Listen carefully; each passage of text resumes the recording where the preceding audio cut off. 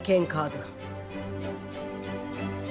ఒకవేళ వాడు మన 5గురిని చంపేసుంటే మన వాళ్ళందరూ కలిసి ఈ పాటికి వాడిని నరికి పారేసేవాళ్ళు కదా. నేను చెప్పేది అర్థం అవటం లేదా? మీరందరూ నాతో కలిసి నా కలవకపోయినా నేను మాత్రం వాడిని చంపే తీరుతాను. ఇక మీరు వెళ్ళొచ్చమ్మా.